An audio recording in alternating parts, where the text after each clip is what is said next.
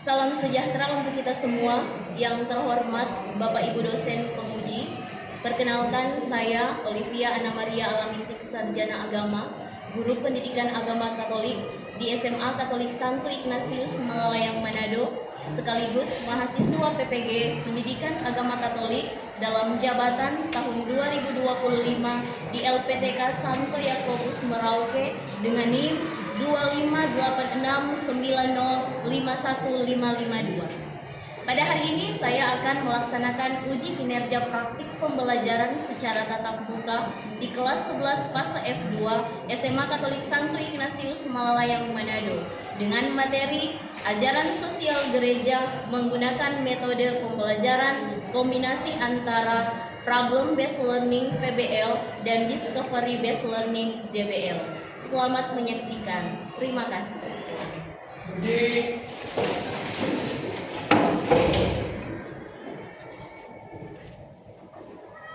Sikap beri salam. Selamat pagi Bu Guru. Selamat pagi. Kita buka dengan doa pembuka. Minta tolong satu orang untuk doa pembuka. Jepang. Sebelum kita mulai untuk pembelajaran kita, marilah kita buka dengan doa. Dalam nama Bapa dan Putra dan Roh Kudus. Amin. Allah Bapa yang Maha Baik, kami bersyukur kepada Kamu atas segala lindungan dan penyertaan-Mu dalam hidup kami. Ya Bapa, pada saat ini kami akan menyampaikan pembelajaran agama kami, tujuan kami agar kami bisa mengerti dan memahami setiap materi yang diajarkan dan diberikan oleh Tuhan. Hal ini kami sampaikan kepada-Mu dengan pantaran Kristus Tuhan kami. Amin. Dalam nama Bapa dan Putra dan Roh Kudus. Amin. Terima kasih Jepangli untuk doa pembuka. Silahkan duduk. Selamat pagi semua. Selamat pagi. Sehat. Sehat. Bahagia. Bahagia. Puji Tuhan. Larissa ada. Annabella. Angelica.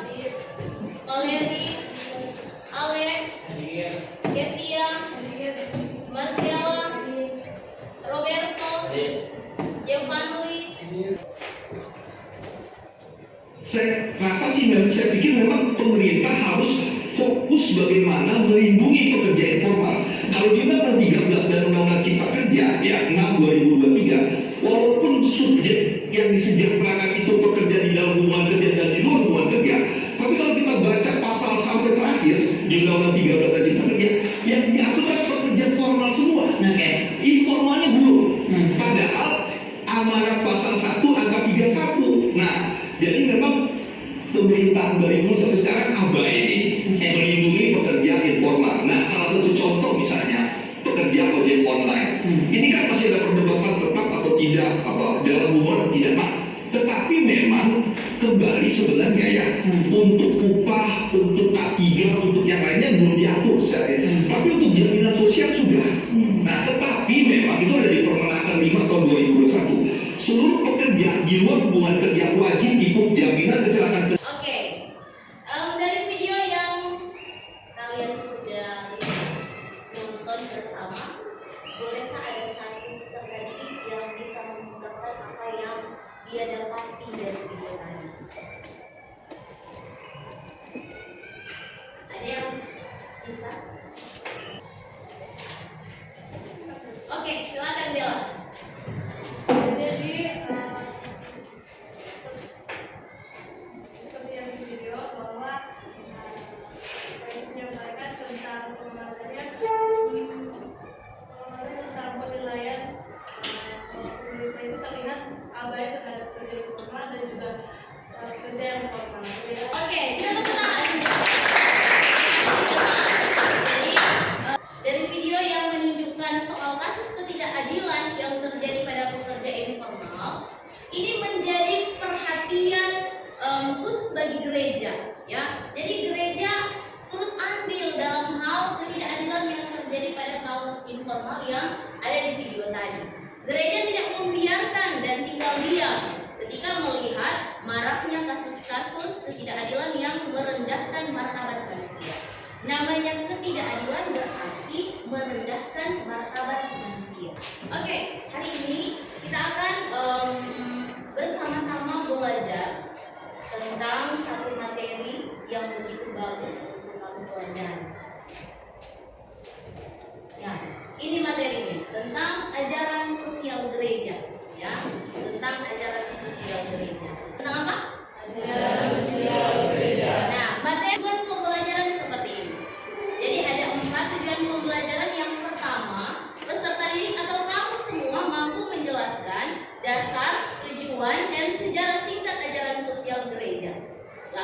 Tujuan yang kedua, peserta didik atau kamu semua mampu menemukan dan merumuskan prinsip-prinsip utama ajaran sosial gereja.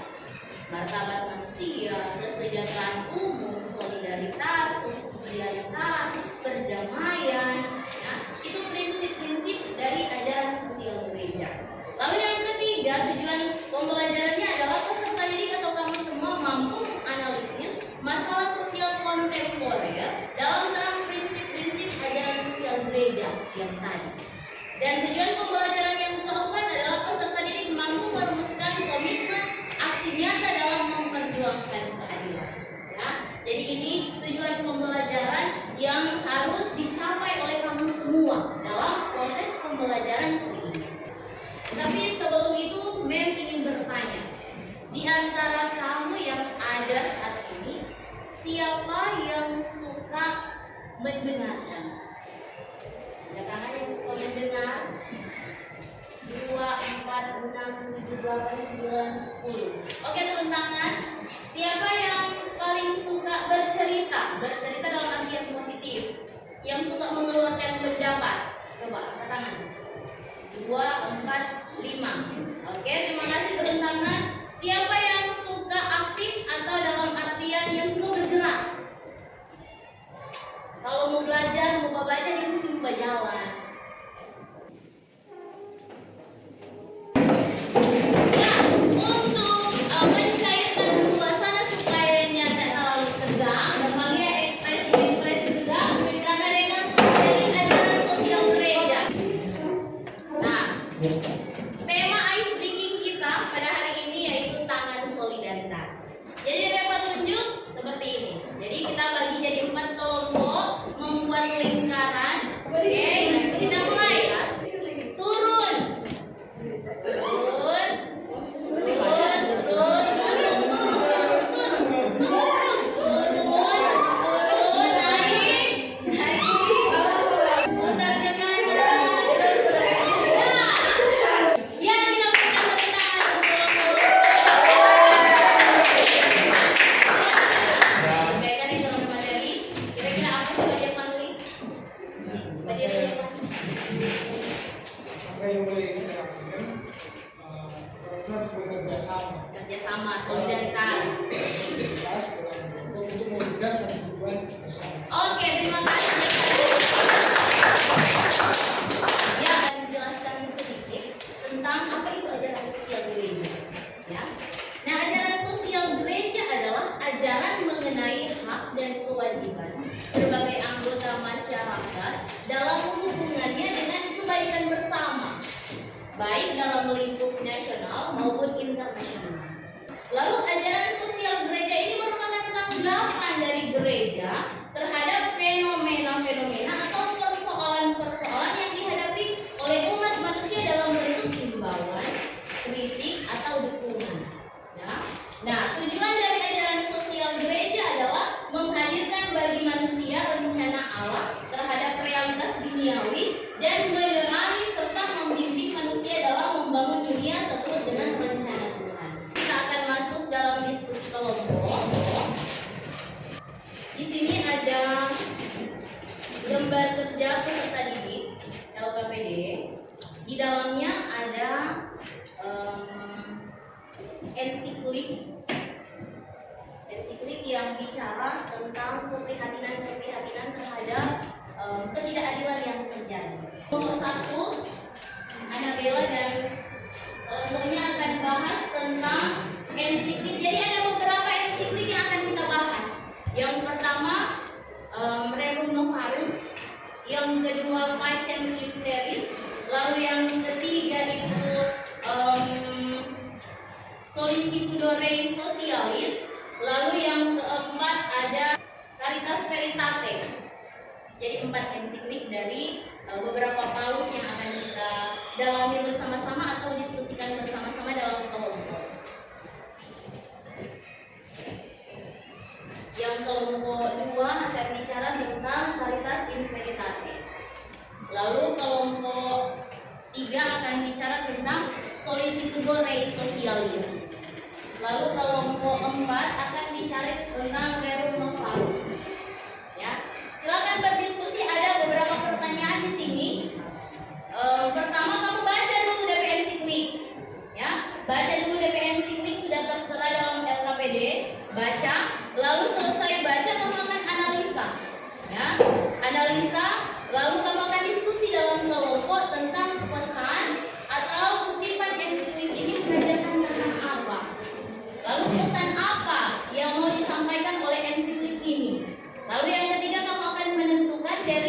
ensiklik ini prinsip apa yang mau dibela?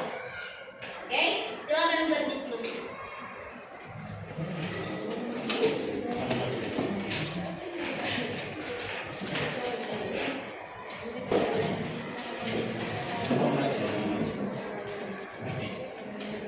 Ada yang kurang paham dengan tugasnya? Ada yang kesulitan? Ada yang merasa sulit mungkin? Tidak? Tidak? Kelompok 1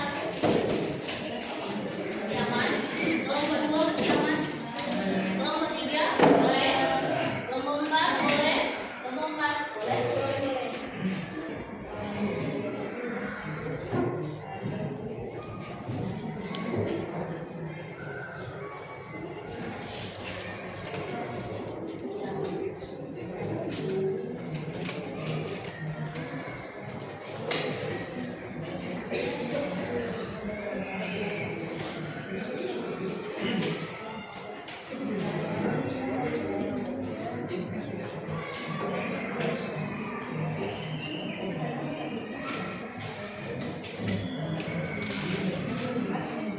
Ada kelompok yang sudah selesai? Boleh? Kelompok 1 selip pertanyaan berapa? 3. Kelompok 2 selip pertanyaan berapa? Sudah selesai. Kelompok 3 selip pertanyaan berapa? 3. Kelompok 4 selip pertanyaan berapa? Kedua. Masih satu lagi kan? Masih yang ketiga.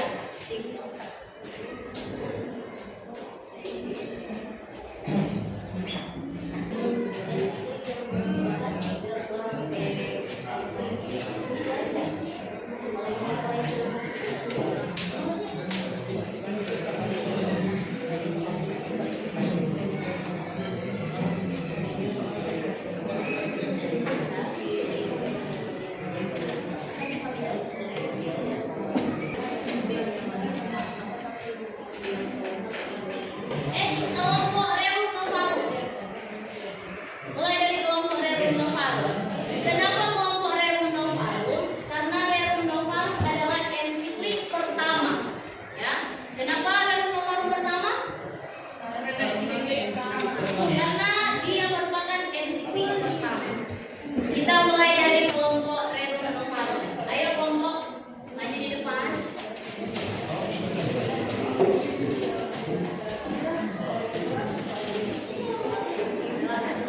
Oke, kelompok yang lain tolong memperhatikan presentasi dari kelompok Rerum Novarum. Baik, kami dari kelompok yang membahas tentang Rerum Novarum. Dari ujian ini kami menganalisis bahwa ketentuan ini mengajarkan bahwa setiap pribadi manusia yang bekerja untuk mendapatkan keuntungan adalah hal yang terhormat, bukan hal yang memalukan bagi seseorang.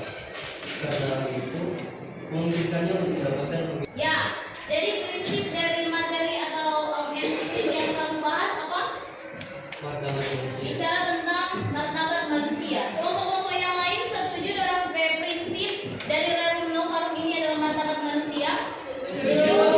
Oke, setuju. Berarti prinsip dari Rerum Novarum menurut kelompok adalah martabat manusia. Kita berikan tepuk tangan.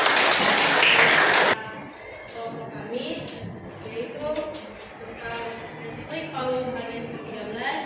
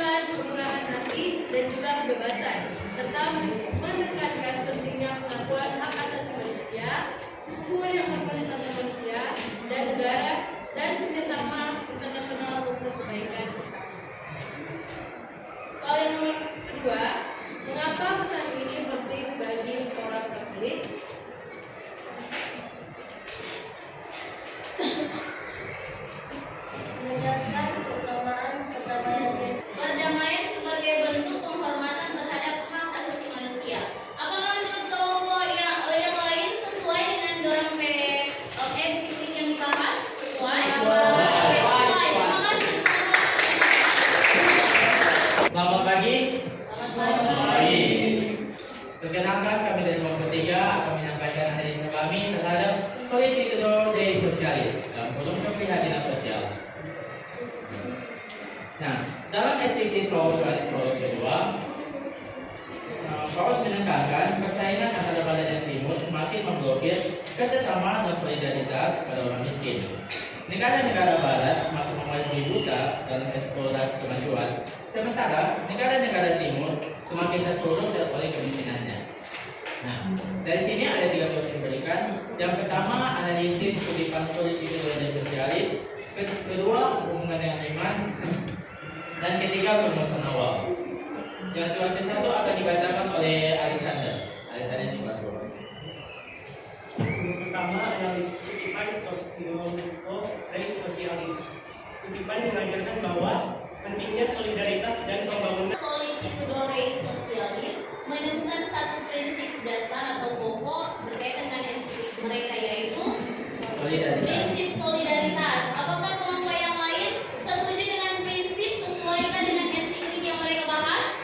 Sesuai. Oke, kita berikan tepuk tangan. Mari kita mendengar sedikit penjelasan apa sih itu ensiklik Veritas Veritate. Veritas Veritate atau kasih dalam kebenaran ditulis oleh Paulus Benedictus ke-16 dan terbit pada tanggal 29 Juni tahun 2009. Ensiklik ini berbicara tentang perkembangan integral manusia dalam kasih dan kebenaran. Ajaran sosial adalah milik gereja karena gereja adalah subjek yang merumuskannya, menyebarluaskannya dan menegakkannya. Nah, berdasarkan penjelasan yang telah terdengar, kami akan menyampaikan pendapat kami tentang soal-soal yang terdapat pada ensiklik Veritas Veritate. Oke, kelompok Caritas in Veritate menemukan satu prinsip pokok, yaitu kasih dan kebenaran. Apakah menurut kelompok yang lain sudah sesuai dengan ensiklik yang mereka bahas? Sudah sesuai? Oke, kita berikan tepuk tangan. Untuk 4 kelompok yang luar biasa ini, tepuk salut. Jempol. Salut. Tadi kita sudah bahas ada 4 ensiklik. Kita sudah saling membagikan, sudah diskusikan, sudah sharing, bahkan sudah presentasi berkaitan dengan 4 ensiklik yang memuat tentang ajaran sosial gereja berkaitan dengan ketidakadilan yang terjadi. 1. Rerum Novarum. 2. Pacem Terris. 3. Solicitudo Dei Socialis. 4. Caritas in Veritate. Keprihatinan terhadap ketidakadilan yang terjadi saat ini. Bukan cuma 4. Ada begitu banyak ensiklik yang dikeluarkan oleh Paulus berbicara tentang ketidakadilan yang terjadi di dunia saat ini. Mem akan menyuguhkan satu skenario kasus, ya, satu kasus yang akan kamu masih dalam kelompok untuk bahas bersama-sama. Jadi ini ada beberapa pertanyaan dari kasus yang disuguhkan dalam LKPD ini, ya. Ini kelompok apa kamu? Solicitudo Dei Socialis. Lalu kelompok Caritas in Veritate. Lalu kelompok Pacem Terris dan kelompok Rerum Novarum.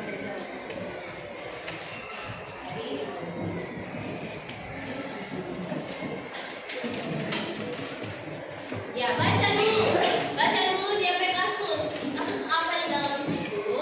Lalu silakan kamu berdiskusi bersama-sama untuk menemukan jawaban dari soal-soal yang ada dalam LKPD. Kamu berdiskusi bersama-sama untuk menemukan jawaban dari soal-soal